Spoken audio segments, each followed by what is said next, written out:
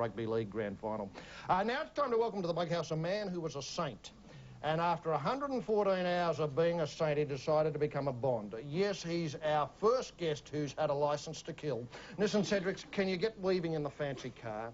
Can you escape the villains with some outrageous japes? Can you save the world from total destruction? And when things turn blue, as I'm sure they will, can you lie back and think of England while you give us the Roger Moore story?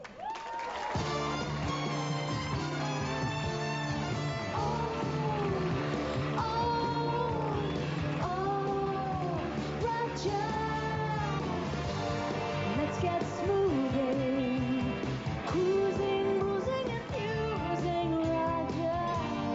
Let's get teasing, breezing, tasting, cheesing, Roger Moore. Come through our door and take us where you've been before.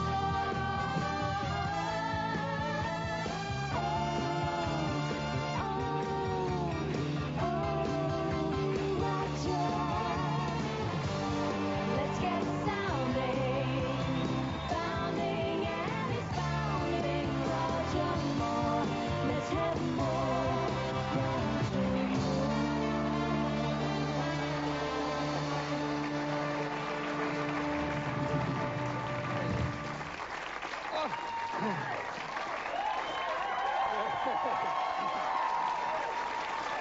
Thank you. You can go out and come in again if you like. Thank you. Thank you. Look, one of the channels in Sydney at the moment is running, or maybe all around Australia, is running probably as a tribute to you being here. There's a couple of Bond films this evening, and we should bring our audience up to speed. Yeah, it's so much of a tribute to me as a Timothy Dalton movie. I know, you come on. You come on after we finish. You come on after we finish. They're watching us while the Timothy Dalton's going around, and then when you come on, they'll be able to swap over. Let's have a look at you in action here as Bond. Look, it's a tricky scene. We've edited it slightly. Horizontal, no surprises there. You get a message from M on an early form of the pager that looks like a labelling device, and it tells you to come back to headquarters immediately. M. Yes, that's right. Sorry, Dal, I'm off. Sorry, darling, something came up. And the baddies. Here you go. Out. So does England. Out into the snow with the baddies hot-footing it. You're on the skis. You look very relaxed on the skis. You look very relaxed going down at 45 degrees. The baddies are on the pass, though. They're deciding to shoot while they ski. You think it's time to get active now. You get into that gutter there. A baddie follows you in and the other baddies split. I think that was this baddie's mistake. Yes, indeed, as we'll find out in a moment. Don't give the plot away, Roy. And up it comes now. They're chasing you. Here you are. You decide to one of M's weapons. You turn around and you block that baddie right out of the business. And then you're skiing backwards. Look out, James, you're in trouble here. No, you're not, because you remember that old trick that skiing instructor taught you. Over you go, back the other way. Don't argue. Don't argue. You come to the edge of the cliff. You think, bloody hell, the jig's up. But oh no, off into the silence as the baddies crash. You have a parachute. And you're able to...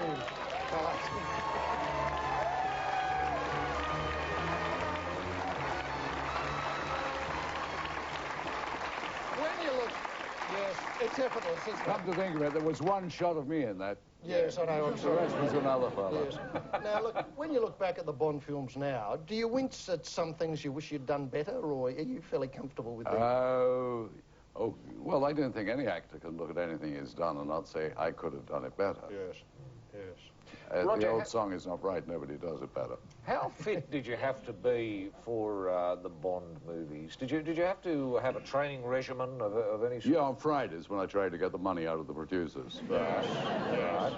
But I noticed when you were doing, say, The Persuaders, you bulked up a little bit, and then... that's because we drank real champagne. Right, I see. So there were no weights work or walking machines? No, I've never lifted weights. I do push-ups, sit-ups, and side bends and twists, run on the spot, play tennis, ski, and count money. Yes. Now, what's your relationship like with the other Bonds? I'm sure I asked this question often. You would have encountered Sean Connery and other work. I can remember years ago doing something that was called Sunday Night at the London Palladium. Right. And Jimmy Tarbuck, who was the MC, said, at that time I was doing the scene, He said, he said, you're Simon Templar, the Saint. He said, and Patrick McNee, you know, he's the Avenger, John Steed. He says, Sean Connery, you know, he's James Bond. He says, do you see one another? You go out together? I said, sure. He said, pussy galore? I said, well, we don't go looking for it. You know, the whole point, you see, is that that wasn't a class show like this buggery. No, it wouldn't be. It wouldn't be. What I was going to say, I bumped into Tony Curtis a few years ago when he was out here, and we got to talking, as you do, with Tony, and he conceded that he was probably very difficult to work with. But what he did love in working with you in particular, in The Persuaders, was when you directed a couple of episodes. Did you, or do you feel you'd like to do more directing? Yes, I love directing, because I didn't have anybody to argue with.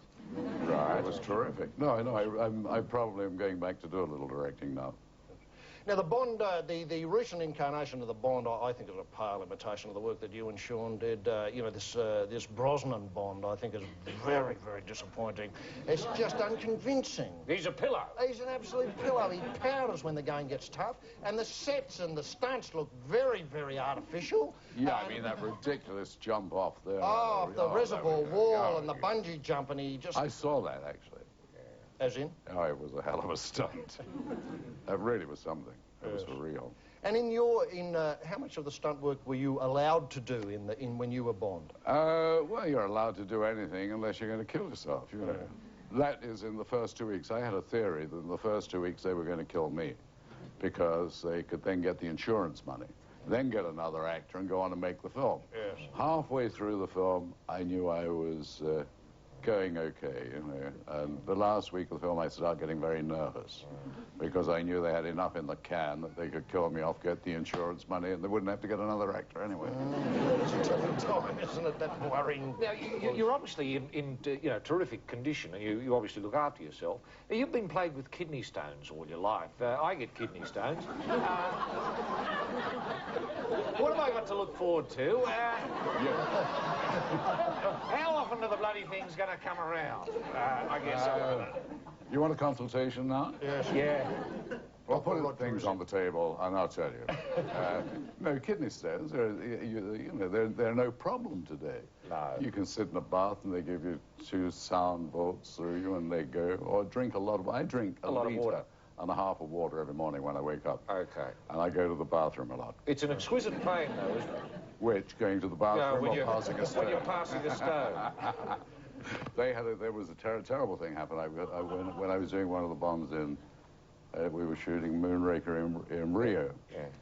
And I was 3 days late arriving because I had a kidney attack. I was about to get on the Concorde in Paris. And I ended up in hospital. They shot me full of morphine, which was nice. I liked it. Oh, yeah. It's like concussion. It's a very nice thing. Yeah, it is. I heard that. You're absolutely right. I've been there. But anyway, so 3 days later, I got the next Concorde. I arrived there. And, of course, they told the press that I was late arriving because I had a problem. I had kidney stones, etc., etc. Next morning, they made an announcement saying the good news was that I'd passed the kidney stones, but Lois Charles, the leading lady, had swallowed it.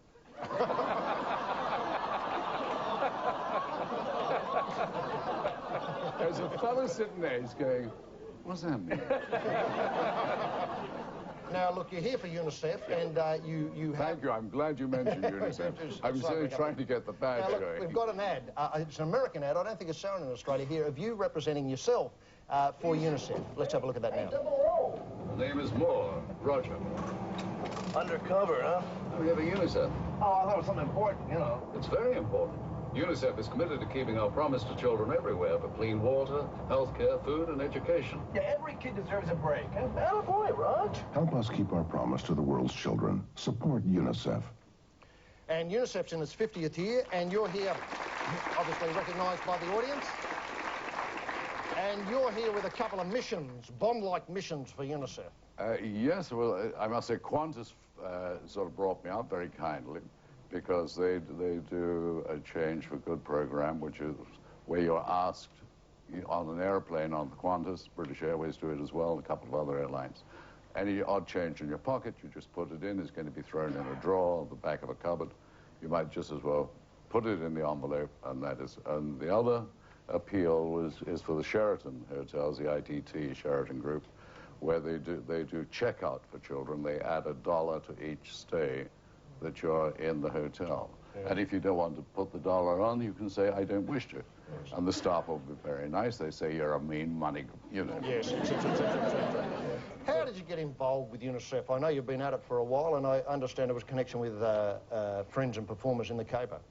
Audrey Hepburn actually got me into it because she asked me to co-host a show with her in Amsterdam about 6 or 7 years ago. And you never said no to Audrey. I mean, she was very persuasive. And I listened to her talk, and she got me hooked. I wanted to find out more. And it's very difficult in the context of a show, you know, which is sort of like a parody, and it is a great deal of fun, to talk about something as serious as an issue as children in a light-hearted way, or somebody like Audrey, who was a dear, dear friend and a great loss. But anyway, I went off and I listened to all of them talk. I listened to Peter Ustinov, who was a wonderful ambassador, and Harry Belafonte. And I thought I had to learn. So I became a special representative. I get paid $1 a year, tax-free. Don't have to give my agent any commission. And I wander around the world making general nuisance of myself. Yeah. Well, I think the truth of the matter is that I think a child dies roughly every 7 seconds, I should say, because of largely incompetence and indifference. And if in some small way people can plug into the message you're delivering, we can probably, or hopefully, alleviate a bit of that. I suppose that's in précis the message. You said that beautifully. After a hesitant start. And unfortunately, we live in times where governments are less inclined, especially governments from affluent countries like ours, are less inclined to contribute to, you know, people who are worse off, really. Well, that is true. You know, I would love to have had the time here to meet with government people, which is what I do in a lot of the countries. Yes. But I've not had the time. But I know that you're such eloquent gentlemen, and this message will get across, and the government will do something about it.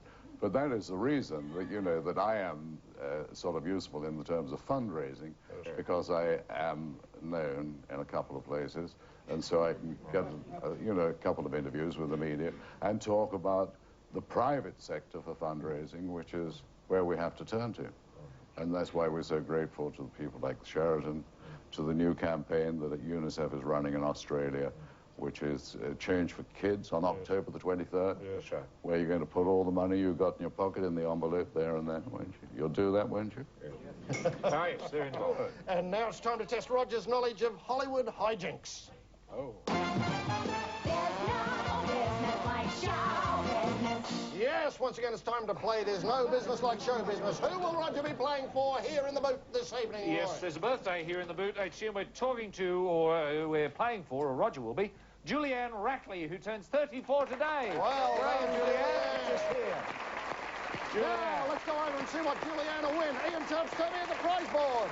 Thank you very much, HG. And in the Club Buggery show bag tonight, we have the Club Buggery playing cards, the Crack Squad temporary tattoos, and It's a Joke cap, and the hit-packed Terps is the Talk of the Town album.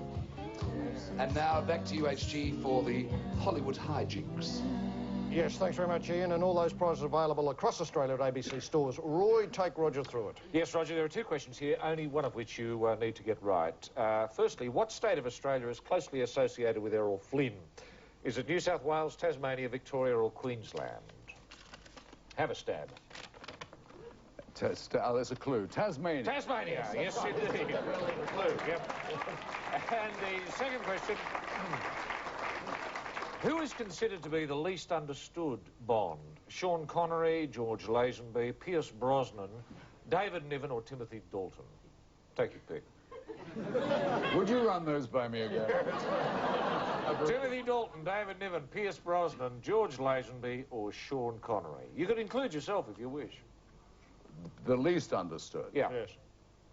Well, I would say Sean Connery. Really? I would have gone with David Niven.